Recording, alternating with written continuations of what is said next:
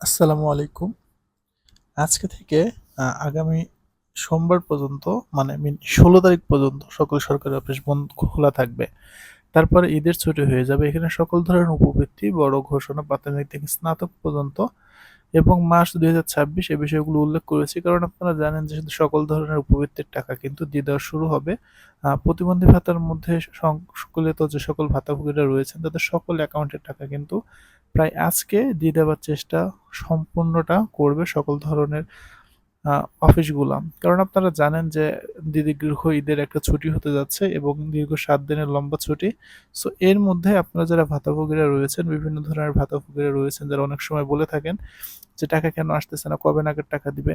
So এই সকল বিষয় সম্পর্কিত নিয়েও ভিডিওটা করা যায়। যে আজকে বা এই রানিং সপ্তাহের মধ্যে সকল ধরনের টাকা চলে আসবে দেখুন। কারণ আপনারা জানেন যে সরকারি অফিস ছুটি হওয়া মানেই যে না আপনাদের টাকা বন্ধ হয়ে যাচ্ছে। আপনাদের সকল টাকা দেওয়ার চেষ্টা আপ্রাণ করে থাকে প্রতিবারই। যার ধারাবাহিকতা এবারও ইনশাআল্লাহ আপনারা সকলেই ভাতার টাকাগুলো পাশাপাশি সকল ধরনের উপবৃত্তির টাকাও পেয়ে যাবেন ইনশাআল্লাহ। যদি না পেয়ে থাকেন তাহলে অনুগ্রহ করে কমেন্ট সেকশনে জানান আপনি কি ভাতা পাচ্ছেন, কতদিন যাবৎ ভাতার টাকা পাচ্ছেন এবং কতদিন যাবৎ টাকা পাচ্ছেন না।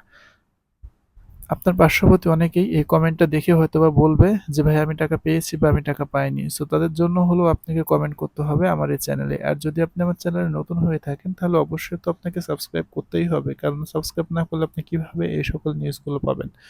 উপবৃত্তি সংক্রান্ত বা প্রাথমিক বিদ্যুৎ সংক্রান্ত আর অন্যান্য নিউজগুলো নিয়ে আমার চ্যানেল টেকস্টাস আপনাদের সেবায় রয়েছে সর্বদা যেকোনো ভিডিও সবার আগে পেতে চ্যানেলের সাথে থাকুন। ধন্যবাদ সবাইকে। দেখা হবে পরবর্তী ভিডিওতে।